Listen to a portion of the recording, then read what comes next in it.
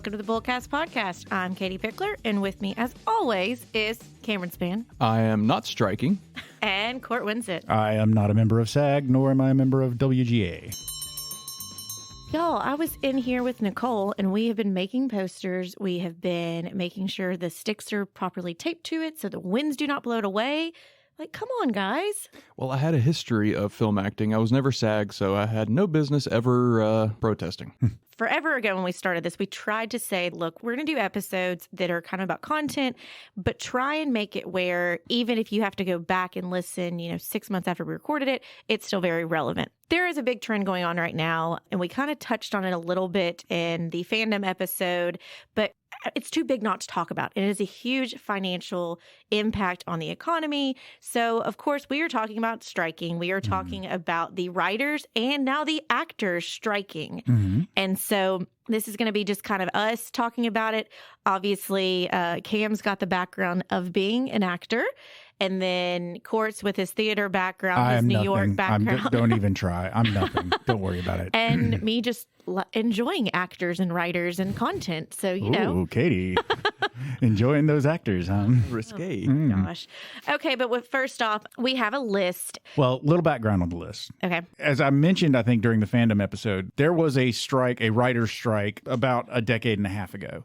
And we talked about that in the fandom episode and sort of the effects of that. And since we're having yet another writer's strike, and it's also combined impact of writers and actors, we figured we would talk about the impact of the last writer's strike when it was just the writers. And so our list stems from that. Okay, now you go.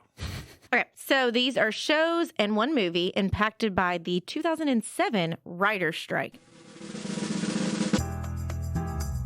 I will admit, I feel like I need to turn in my pop culture card because I have maybe seen a little bit of some of these shows, but I feel like I haven't really watched any of these things we're going to talk about. Yeah, well, if you can go ahead and hand over your card now, because some of these are absolute must-have seen. Yeah, Tell me you've seen C, the option C. I'm not going to give it away. I've seen 2 episodes. Get out of here. I know. It's on my list to watch. But okay, I'll start it off and we'll be short and sweet. Unless, Cam, you want to start? I mean, I'll start. Yeah, go. Cameron, go ahead and start. Okay, shows impacted by the 2007 writer's strike. First on the list is Prison Break. Abby and I saw the first, 4 seasons of this.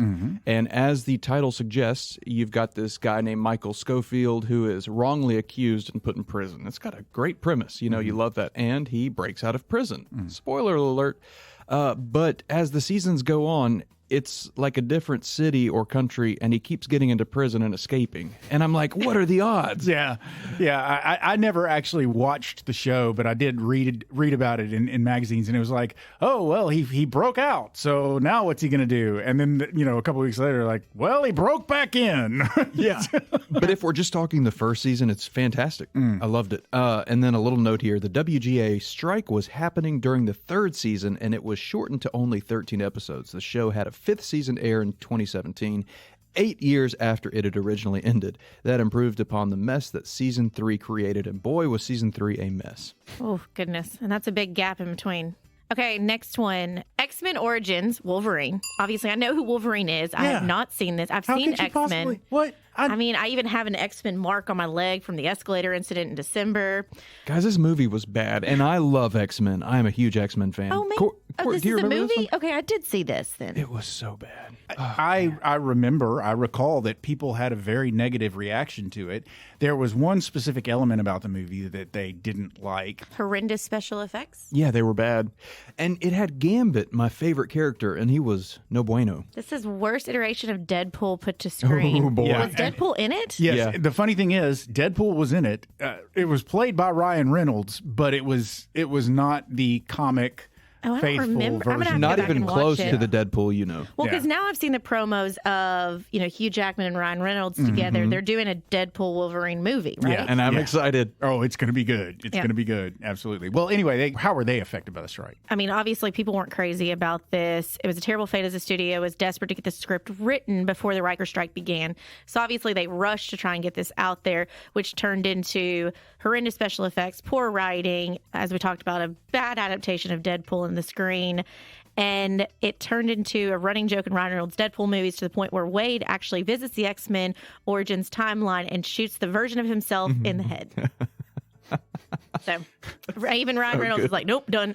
Don't you love when actors go back and make fun of their really bad stuff? Yeah, and Ryan Reynolds is probably one of the best in terms of going back and making fun of his crappy past. Yeah. Okay, next one. The next show affected by the 2007 strike was Breaking Bad. Now, obviously, highly acclaimed series. This was a total of, 5 seasons? But in 2007, they had a shortened season 1.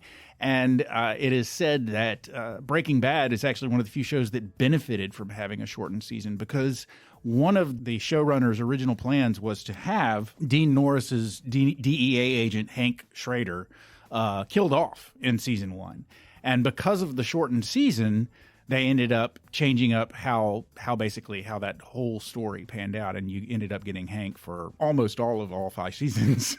All shows can learn from Breaking Bad. I mean, it's my favorite show of all time, but it's the perfect amount of seasons. Don't you hate when a show overstays its welcome and you have a bad taste in your mouth? Mm-hmm. Yeah. This is on my list to watch. I've seen 2 episodes, and it's I just need to get back It gets to better and better. It doesn't stop getting better. And they also say that Aaron Paul's Jesse was saved by the writer's strike. Really? So that's 2 characters that were saved by the writer's strike. So in this instance, the writer's strike actually maybe saved the show Positive versus effect. Wolverine. It was kind of a negative effect. Yeah.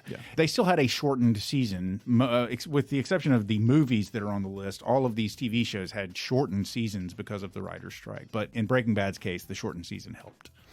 Next on the list is a movie we discussed recently, I think, Friday Night Lights. I think Katie asked me if I had seen the movie or the show, and this is actually the show that they're talking about. So I have seen the show. I had never seen the movie. Okay. I think Katie was. I've seen the movie, or you were. I've seen the movie. The movie Yeah. starred Billy Bob Thornton. Billy Bob. Well, this follows Coach Taylor in Texas. You got high school football, and it's great. I mean, small town vibes, great soundtrack. It's moody. I like the show. But during the show's second season, the acclaimed show ended on a huge cliffhanger. 7 episodes of the 22 that NBC had originally ordered were not made. The cut in episode count led to the famously disliked storyline involving Landry, that's one of the high school kids, that had left a negative impression on the otherwise highly praised show. Take a knee, boys. Take a knee.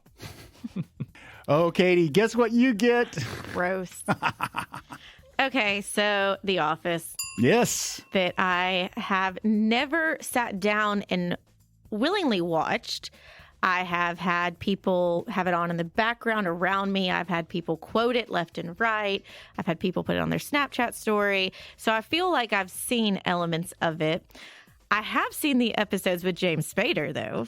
Oh, The worst of the episodes. but those weren't even episodes that were affected by the strike. Yep. So fans of The Office will usually associate season 8 and 9 with the point where the show declined in quality after Steve Carell left the show, forcing his character Michael Scott to leave. Some of the fans' only saving grace for that era was the addition of James Spader.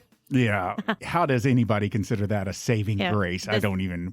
The strike happened during the show's 4th season, which was cut by 11 episodes, faced a 5-month break that occurred between the 8th and 9th episode of the season.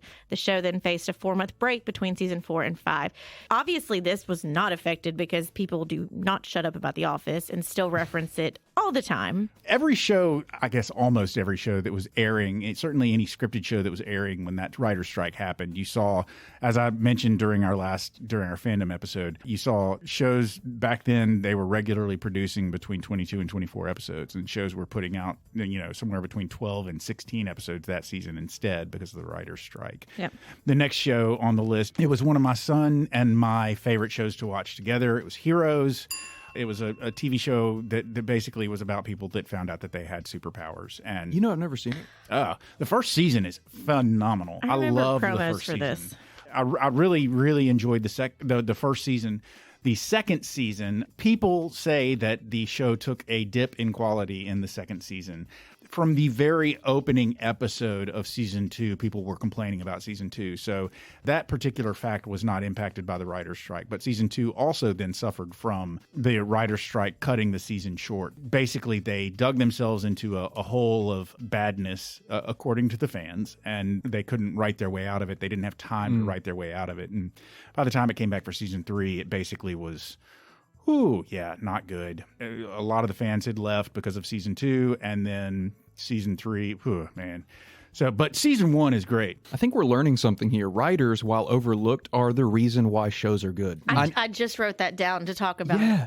And we'll talk about it more, but like actors and directors get all the credit. And yes, they are important, but dang, you got to trust your writers. Yeah. I would say, because even the best actors, if they're not given good content, if the writers are not writing something good, then they can try their best, but you've got to have the content. Yes, we'll dive into that. Yeah. Sorry, I took your point. No, you're fine. Okay, next on the list is a show I haven't seen, but of course I've heard of it. It's called Pushing Daisies. And real quick, I'm going to read the very brief synopsis on IMDb, and it sounds very interesting. A pastry chef with the power to bring dead people back to life solves murder mysteries with his resurrected childhood sweetheart, a cynical private investigator, and a lovesick waitress. Wow. I'm in. When Pushing Daisies premiered in its first season, it was about a month before the WGA would declare a strike. However, the strike caused production to be delayed for almost a year, and ratings dropped. Since it was a brand new show, the huge gap between the first and second seasons significantly hurt the show and any chances of spreading word of mouth. Yeah. Thanks. So basically with this show, I actually have seen some of the episodes. I haven't watched the whole thing, and I was never a giant fan of it, but it was hugely critically acclaimed. The critics loved it,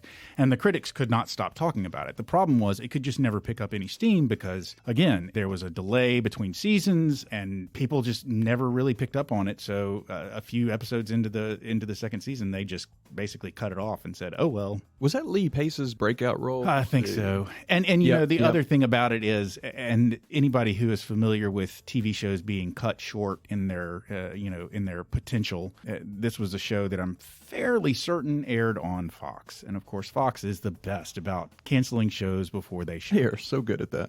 Oh, Kristen Chenoweth was in it. Random. Oh yeah. Great. It was, yeah. And the last one. And the last one, that's you. Me? Yeah, well, Cameron just went. Oh. You seem a little bit lost, Katie. I am a little bit lost because the last episode, Lost.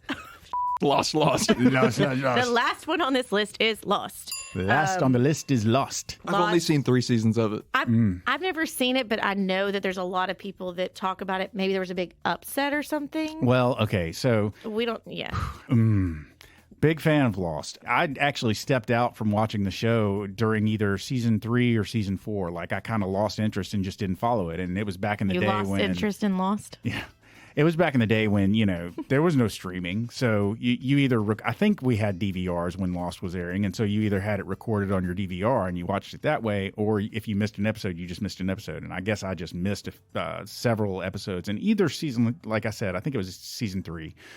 And then the producers decided that they were going to go with Are you talking about the season 4 and 5 with the plane crash? Well, I mean, basically what they did was they went to ABC because it was an ABC show, and they said, "Look, we know how we want to finish this. We know how many episodes it's going to take, so we want to do these last few seasons with just a limited number of episodes." And it was like 16 episodes per season. The thing is, people didn't like the way it ended.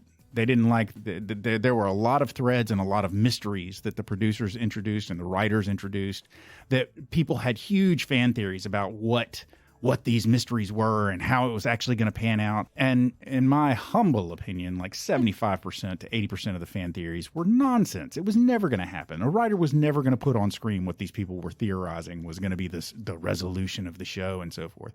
So a lot of the people that got upset about the show and didn't like the way it ended were just upset that their theories didn't pan out. And let me tell you, some of the theories were stupid. I thought it was a great format for a show because every episode they'd break out and focus on one of the characters that was crash landed, and then they'd go back in time and kind of discuss their, like Evangeline Lilly, was she a thief? Or did she just have a shady background? She's definitely shady. I think there was some stealing or maybe a murder in there. I can't remember. She was definitely shady. But there are so many castaways here, and you can focus on each of them. That's why there are so many seasons. Before we get into the actors' strike, I do want to talk about the writers' strike real quick. Cam, as you said, I wrote down as we were talking, writers are so crucial to all this content. And, I think about when you were saying people were very upset with the ending. I was having a conversation with somebody the other day about Game of Thrones and how a lot of people were very upset with how the normal Game of Thrones show, not all these breakoffs, but how that show ended. And, that was one that show there were books being written at that time. And so there are examples across the board of TV shows, movies where a book has been written and sometimes the author is still actively writing, or the show gets to determine which direction they're going with things, which then causes fandom, love it or hate it, and lots of comparisons back and forth. But at the heart of it, hopefully, what you walk away from this episode already thinking is, thank you, writers. Writers are so crucial. And I know the writers are striking a lot because of the AI and the scare of that. And so that is a big thing. That's affecting a ton because obviously production got slowed down with the writers because there's no more content there. And one of the things that I'm sure y'all knew, but I was not really thinking about it, is even though a script is written, you still need the writers there because, for instance, I was seeing something, there's a lot of actors that will like to ad-lib or change stuff up, or, you may write it on paper, but then when it actually happens, something else happens and it changes it. Well, so you need a writer then to fix it and to rewrite it. Or if, especially think about John Candy, Jim Belushi, some of those guys that are just nothing but, Robin Williams, that they just say whatever. And then you'd have to have a writer to be like, oh my gosh, that's hilarious. Where do we go from there? And so these shows, while yes, you may be going, well, I have the script. Why can't they've got the actors pre the actors striking? Why can't they keep going? Well, if you've got an actor kind of like these guys or anybody, they need a writer there to help make the content keep going. 100%. Of course, also, I mean, just from the actor's perspective, Cameron, feel free to jump in here. Show ain't happening without some actors either. Oh, yeah, we were going to segue into that. Yeah. And the thing is, one of the things that both writers and actors are concerned about, you mentioned in passing the AI thing, but one of the big things that SAG-AFTRA and the WGA are both negotiating over is shows being produced with AI. And specifically with actors, they want absolute limits placed on how their digital image can be reused without their permission. Because one of the things that they're worried about, like you said, is this idea that you can take an actor's image that's been recorded digitally and retool it and use basically the actor's image in composite to create an entire new movie without the actor participating at all. Have y'all seen the Black Mirror episode with Annie Murphy? Yes. Yeah. And so that scares the heck out of actors for sure, I guarantee you. Because basically they're talking about actors being dispensable. Once you have a digital rendering of the actor, it basically you could put them in any story you want. And on the writing side, I just saw a post, I think it was a Twitter thread. It might have been what is the other one? Thread. It might have been a thread. I can't remember. But Justine Bateman, who is, of course, originally Alex P. Keaton's sister on Family Ties. She is a writer. She's also a director. She's also an actress. She posted on either Twitter or Threads what the actors are concerned about. And what they're concerned about, again, is that reuse of image. But what the writers are concerned about is basically the idea that they're sort of pushing back against is this idea that someone could go in, and it sounds cool from the consumer side. I could go in and say, I want to see a movie that stars Justine Bateman and Jason Bateman as siblings who rob banks and are chased by a polar bear across the country. Because I love polar bears, Katie. Come on. Without having to involve a writer or without having to involve the actors. Theoretically, there could be, in the very near future, AI could have the ability to generate both the script and the actors acting out the script just using this digital technology. So you would cut out the writers, you would cut out the actors, and you would have something using those actors' images against their permission. The writers would be out of a job because who needs the writers when you've got AI writing? And I get a movie with Justine and Jason Bateman going across the country being chased by a polar bear, which sounds like heaven to me. But actors and writers don't like it. And there's also another reason actors are striking. I read an article yesterday. Mandy Moore was out there picketing. Have y'all seen this article? And she told a news outlet while she was picketing that her show, This Is Us, she gets checks in the mail ranging from 8 cents to 83 cents a month for that show ever since the Hulu deal. I don't know, it's like, oh, poor Mandy Moore, she's a millionaire or whatever. But she put in hard work for that, and she's not getting a cut at all. Yeah, and it's, so many of these contents that are going directly to streaming. I heard a lot of people talking about the new Indiana Jones movie that came out. There was another movie that came out, and it's all going straight to the movies. It's not going straight to streaming. And how, now granted, I haven't seen the movie yet, but it's getting hurt because everybody's like, why isn't it going to streaming? Like, everybody is wanting everything to streaming, but they're not realizing the actors really benefited from the box office, the sales of that, doing that. Well, And especially if their deal included like a percentage of the That's back right. end or something. Yeah. But before we go too far, let's kind of break down what SAG and, are we saying AFTRA. AFTRA? SAG-AFTRA. So when you see this really weird letters, what does that actually mean?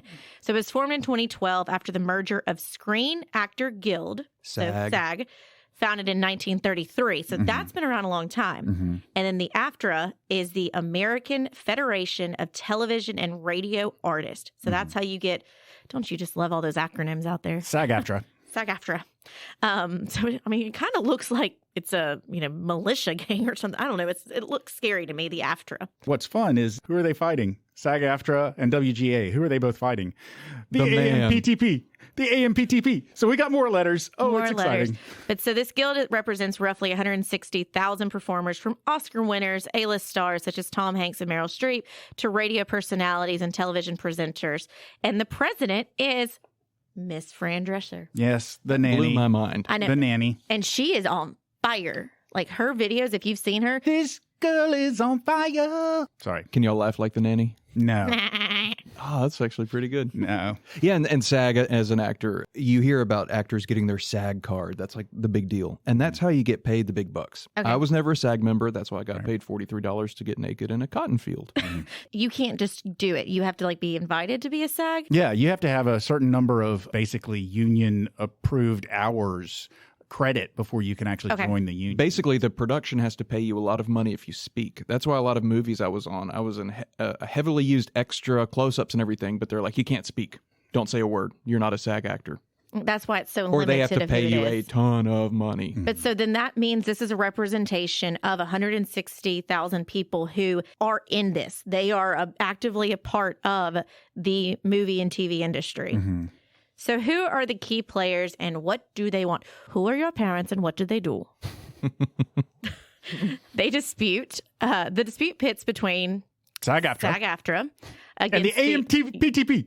Yeah, Court likes just saying these words. Alliance of Motion Picture and Television Producers. Or A trade association that represents behemoth. Basically, behemoth all of- entertainment. all of the- Of course, they'd use a word like behemoth. all of the entertainment corporations, Yeah, basically. Disney, Netflix, Paramount, Warner Brothers, Discovery, NBC, blah, blah, blah, all the things. All of the things. So you got your writers and your actors are fighting with the movie and television producers. Okay, makes sense. Yeah, and- Everybody's fighting. My question, my little side note, we're not going to dive down to this too much, but I was in New No York. deep dive. No deep dive. Think about the elements of a movie. You've got writers, you've got actors, producers, and then of course you've got like craft services and makeup and costuming. But the other big, those are real big ones as well. But the other one is music. I happened to be in New York, and I was in high school or even middle school. The musicians on Broadway were striking. And it was the coolest strike I have ever seen because they were doing a funeral through the streets of New York and they were carrying caskets and you just had the trombones and the trumpets playing this like real sultry like jazz. It was the coolest thing I've ever seen. Of course, then it sucked because I was in New York and all the Broadway shows were shut down. Indeed. Because the musicians weren't playing. But sorry, I had to throw that out there because who knows, the musicians might be next. Well, so we covered the players, SAG-AFTRA and AMPTP, but also let's just so we have them all out there to remember the writers. The WGA is the Writers Guild of America. Writers Guild of America. Okay, there we go. So we got them all on the table now. The interesting thing about the writers is a lot of your directors and producers also happen to be part of the WGA. And so strike rules mean that if you are a part of this union and the union votes to strike, there are things you can't do. If you're a writer, you can't write for a television show. You can't write for a movie. You can't be on set and offer lines. So it doesn't matter if you're producing on a show. If you are a member of the WGA and you're like, oh, well, we've got the script. we can produce this script. Well, that's fine, but you can't be on set offering lines because you're writing. And that's a violation of your WGA membership. Yeah. Similarly, SAG-AFTRA actors, they can't act in anything, obviously, while they're on strike. And like the Oppenheimer premiere, they all had to walk out. Yeah, you cannot promote any of your projects. You cannot act on screen on camera. You also can't do looping or TV trailers, promos, voice acting, narration, stunt coordination. So you can't do like an animated movie and say I'm not on camera. You know that it's still acting as far as the rules are concerned. You're basically prohibited from doing all of that while they're striking. So ain't nothing getting filmed while the WGA and the actors are both on strike because you got nothing. Back to WGA. They are very organized. I went to the WGA website, and they have the strike hub is what they call it. And they have all the times and locations. You want to go to the Animators Writer Picket, then show up at 230 Park Avenue South. If you want to go to the Comedy Writers Picket, they have it at this location. It's really laid out nicely. That's So awesome. they're very well organized. If you want to picket Paramount Plus, if you want to pick out NBC, I mean, it is laid out. I mean, unfortunately, I feel like lately there's been a lot of political stuff and it's caused a lot of people to strike or picket, but those have not been organized. There's been a lot of chaos with it, but this is very much, it's not violent. It is more of, hey, we're trying to get our message across. This is what's going on. We have gotten to this point. And like people in Memphis have talked about like FedEx pilots and trying to get their negotiations. Like, are the pilots going to strike? And I think a negative connotation because of all the political stuff has been that strikes are violent and destructive. But these writers, these actors, they're not trying to destroy property. I am 99.9% sure if you saw an area that had just had a bunch of actors or writers striking and you know, they're all gone, there's not going to be trash. There's not going to be stuff left over because they're wanting to make sure they're getting their message across and they don't want the publicity of, oh, look, all these actors were striking here and now there is trash everywhere. I'm not going to say that I'm an expert on striking, on unions or anything like that. Obviously, labor law is a class that I took in law school, so I'm familiar with unions. I'm familiar with their development. I'm familiar with what the courts have said about whether or not they can exist and how you can or cannot interfere with them, both the starting up of a union and or the striking by a union and what an employer can do under certain circumstances as far as interaction with a union is concerned. I know at least that much, but we're not really going to get into that because that's a whole other episode. That's a whole nother episode. But I do want to say that I've always sort of assumed that when you're talking about the picketers, they're not trying to communicate with their employer. The picketing isn't about getting their message across to their employer. They have union negotiators that are negotiating with the employer or with the AMPTP or whatever. There are specific people that are designated to go in and give their message to whoever it is they're negotiating with. Those picketers are communicating with you, the people, with us, with all of us. They are trying to get their message across because part of it is honestly a PR war. Part of it is whose message is going to resonate with the public. Mm-hmm. Like, for instance, back in the 90s, back in the late 90s, when there was a baseball strike. And it was generally the strike, when the strike happened, it was bad for baseball all around. It really affected people attending the games, people watching on TV. Everybody just sort of had a negative perception of the strike and what caused it and who was being greedy and so on and so forth. If I have my facts right, and I know David Pickler will call me on this if I'm wrong, but if I have my facts right, what really brought baseball, Major League Baseball, back to full popularity after that strike was the Mark McGwire, Sammy Sosa home run race to see who could beat Roger Maris's record. And it was that season during that competition between McGwire and Sosa that baseball really saw a comeback. But prior to that, it had really been injured by the strike. So these actors and these writers that are out there striking right now, they want to make sure that they are presenting their full side of the story and that the public is on their side and putting pressure on the AMPTP to basically cave to their demands, because if the public is siding with the actors and the writers, then production companies could be potentially feel the pressure. It's peer pressure. Yeah. Because it's, you think about it, it's how easy people have gotten canceled, their culture canceled, or that, a whole mass of people have hated a guy because Taylor Swift broke up with him and now she hates him. And so everybody hates him who is a fan of this. So when you see Mandy Patinkin, when you see Mandy Moore, you see somebody you love, then that could be the trigger that's like, wait, what is this? This is crap, like I love Mandy Moore. I love Mandy Patinkin. Like I need to get behind. I don't know why I picked two Mandys, but I did.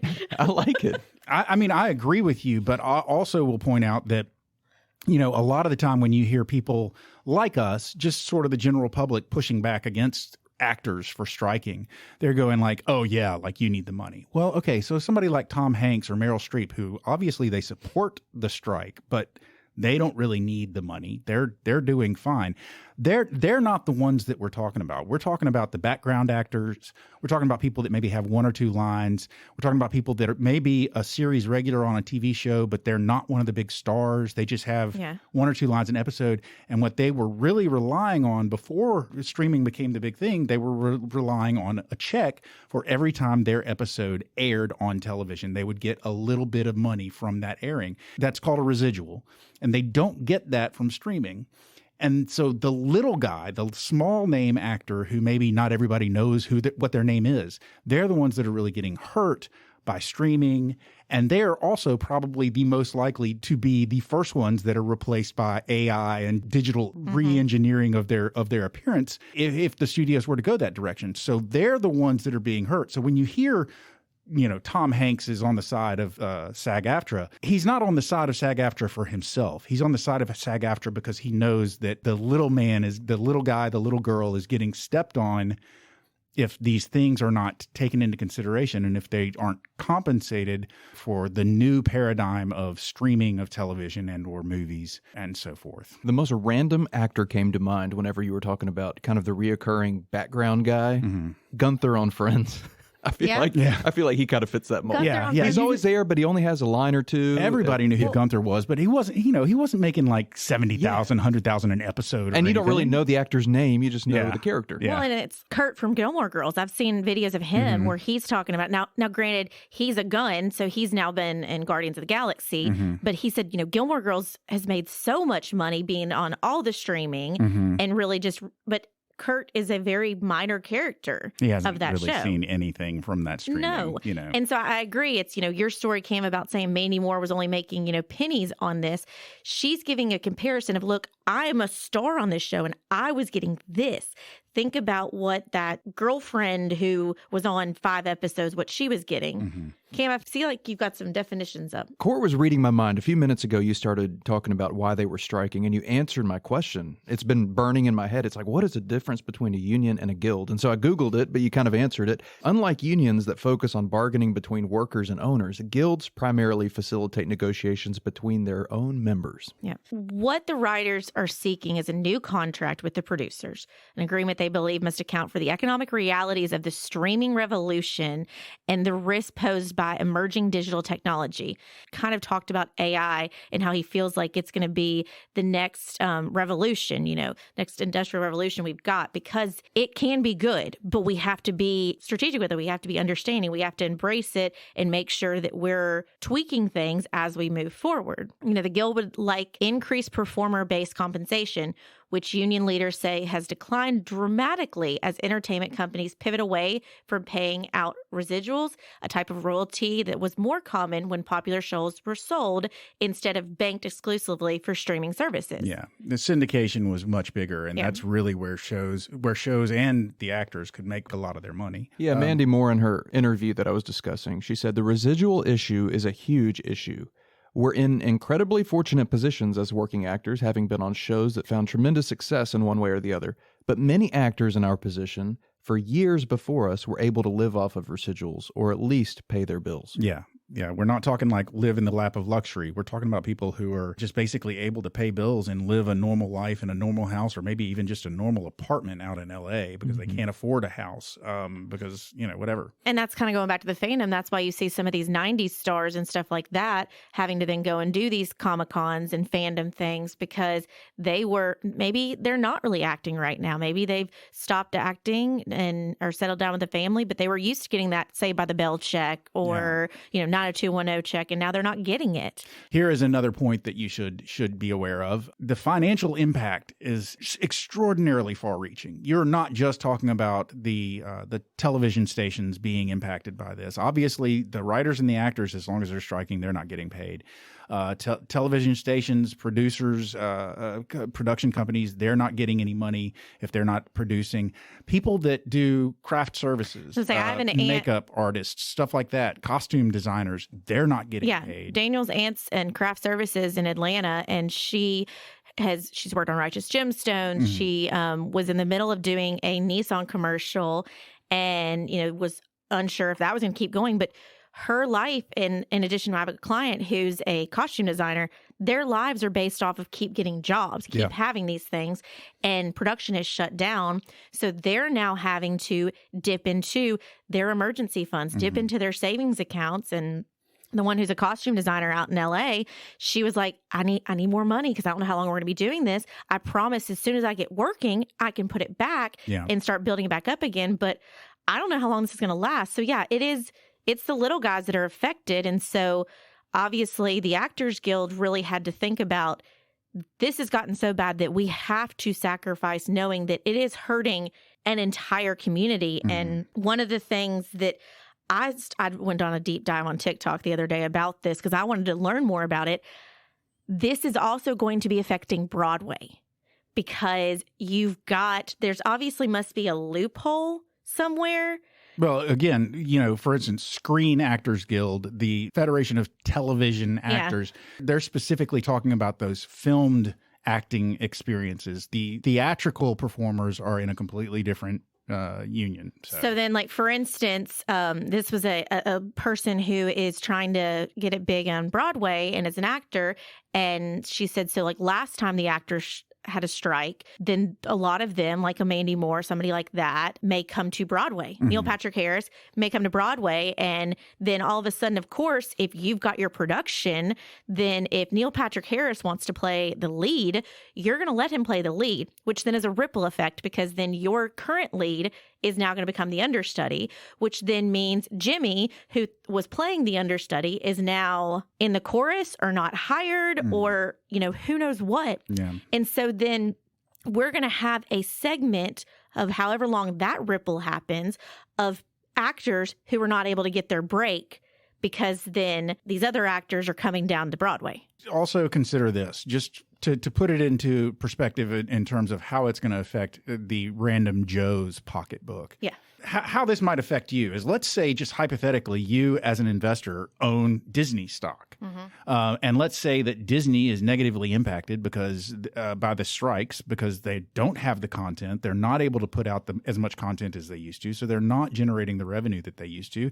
They have a quarterly revenue report that shows that their revenue is down by some amount, and all of a sudden their stock price bottoms out because their revenue is down. If you own stock in that company, then that's going to negatively, at least in the short term, that's going to negatively impact your portfolio. So, far-reaching impacts here. This isn't going to be like, okay, hey, we've got an agreement, everything's going to pick back up. Not as necessarily financially to your pocketbook, but content-wise, here's some movies and TV shows and events that are going to be delayed. This breaks my heart. Movies, Beetlejuice 2. Ugh. I mean, we've seen the pictures of them working on it. It's going to be delayed. Captain America, Brave New World. Deadpool 3. Yeah. That's sad. Ah, man, I'm looking forward to that movie. I know Nicole is extremely upset about this one. Wicked. It was 10 days from wrapping. Man. So it was just there. It was almost done, yeah. Yep. TV shows, Abbott Elementary, Daredevil Born Again, Severance. Oh, man, underrated show.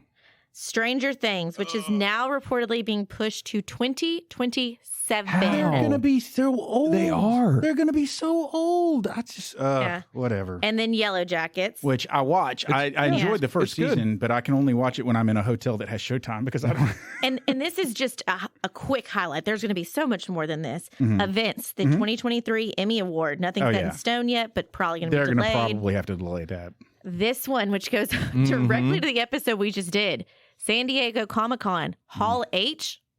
No more. No, I mean, it's panels, no promotion. It's going to go back to comics. Yeah, it's just a comic convention, and that's all it is. Yeah. No actors. I mean, I guess an actor could go to Comic-Con just as a person and but be they on the can't. floor, but they can't. They can't promote anything. They can't do a panel or anything. Mm-mm. And then another acronym, TIFF. The Toronto International Film Festival. Actors aren't allowed to promote projects at the film festival, so unless something changes before September, this won't be happening. So industry impact, economic consequences for both sides. I think we've kind of covered most of the industry effects impact. on studios, lost revenue, public perception and support, potential resolutions, agreement. Okay, how are they going to figure it out? Yeah. They're going to figure it out.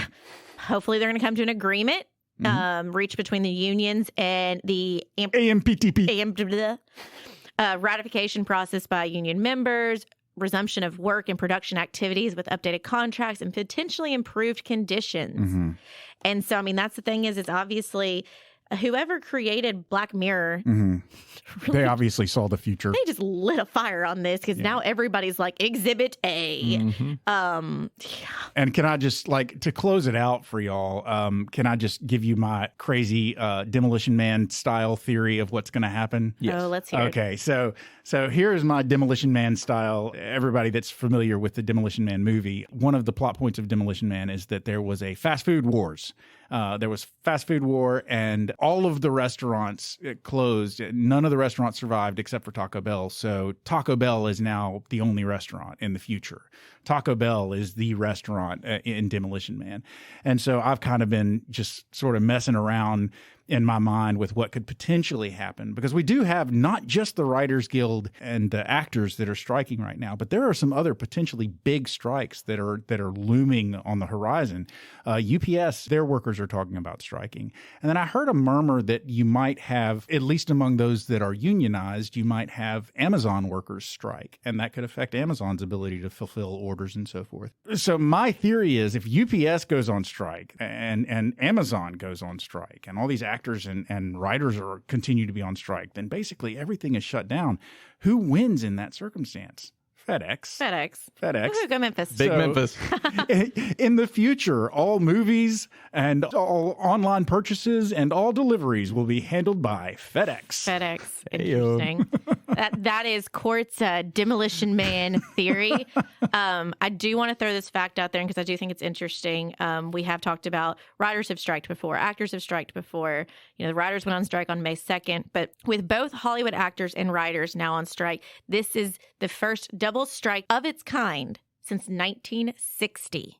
So think about the actors that were going on back then, 1960. Would that be like Humphrey Bogart and some of them? That's not, I don't think that's that was 40s, right? Yeah, I mean, 1960 was like a lot of the same actors that we have today. They're just old, like Dustin Hoffman, Paul Newman. Yeah, Paul Newman was who I'm thinking, not Humphrey. I was Helen picturing Mirren. Paul Newman. Yeah. I know he's still around, right? But so this was the first double of its kind since 1960. The entertainment industry is essentially going dark. This has been obviously something that the three of us are very passionate about. In fact, we're about to go strike. Right. In solidarity. Yes. But obviously with Cam's background, I am just interested to watch this unfold. It's kind of like when COVID was going on, I kept telling people history books are being written right now. History books are being written right now. There is so much bursting with AI. Again, that's well, the not fun the thing main... about that is, at least with AI, we won't have to do the writing of the history books. We can just let AI write the history books because, that's what it's good at, is writing. So, there's that. Put ChatGPT to work. Yeah, but ChatGPT is only, we talked about before, is only as good as the content that's in there. It can Unless only go you to pay. September. No, even if you pay. I was working on something the other day and I typed a question in there and it says, my knowledge is only based off of September 2021 and I have the paid version. You have the bougie. Well, I couldn't get the free one to work for me. I will say, as annoying and sad as it is that like Stranger Things is going to be delayed a few years, the reason people strike and picket is for fairness and justice. And so you got to put yourselves in their shoes, which can be hard when you're talking about millionaires and these famous people, but they want fairness just like you and I want fairness. Yep. Just find a new show to An old new show. to watch. Reruns, syndicated stuff, Seinfeld. Yeah, I'll be watching Breaking Bad. Well, and I guess, that is one thing that I don't think we mentioned on air that we could say that I mentioned to y'all. What we are seeing is a lot of these networks that don't have content are pulling content from lesser known or lesser subscribed to networks to air on their network. So like the major networks, CBS, NBC, ABC, they're pulling stuff from streaming services. They're pulling stuff from smaller cable channels to air on their networks in the fall because they're not going to have content to air. So like, for instance, CBS is going to be airing Yellowstone, presumably from the start of the first season. So then that's going to hit my pocketbook because I only subscribed to Paramount because of Yellowstone. So now I've got to figure out CBS. There was one other show that they mentioned that's going to be airing, I think, on ABC, but I can't remember what it was. But it's another show that was being pulled from a streaming service to basically be aired like a normal TV show on ABC with commercials and everything. So I'll kind of I'll kind of bullseye this on Bullcast. Let's hope the nanny goes in there and kicks some ass and gets what the actors and writers need. Let's hope that they work together. They figure this out. This is for everybody. This isn't just for the big celebrities, but it will be very fascinating to watch. I think that even though you may think you're just getting hit with it of your content in your home, this is going to be an economic thing that affects everybody. Mm-hmm. And so I'd pay attention to it. Indeed. Bullseye. I think that's a good bullseye. Cameron, you want to add anything? I already bullseyed earlier. Whoops. Cameron already bullseyed. Put yourselves in their shoes and don't be as annoyed as you are. Yep. Well, guess what that means? Oh, ladies and gentlemen, there's the closing bell. You've made it to the end of yet another episode of the Bullcast podcast. If you liked what you heard and you'd like to hear more, please feel free to go to your favorite subscription service and sign up to have our podcast beamed directly to your listening device every single Thursday at noon. If you'd like to find out more about Katie Pickler, Cameron Spann, or Court Winsett, please feel free to go to our website. That is bullcastpodcast.com. You can read our bios there. You can also drop a comment if you'd like to talk back to us about anything that we've said, or if you'd like to suggest a topic you'd like to hear us talk about, or if you'd like to suggest a guest that we might have on our show, please feel free to drop that there. If you like pictures of us, why? But if you like pictures of us, then we do have pictures of us, of ourselves on Instagram. That handle is @BullcastPodcast. We also tweet. We are still on Twitter, despite the fact that Twitter seems to be circling the drain. That handle is @BullcastPodcast as well. We are not yet on Threads, but who knows? Any day now, maybe we'll get a Threads handle. Hey, that's up to Commonwealth. Yeah, well, not only that, but it's also up to Threads. It's difficult for a non-person entity to get a Threads account right now, from what I've heard. Anyway, that's beside the point. We do have a Facebook page. That Facebook page is Bullcast the Podcast.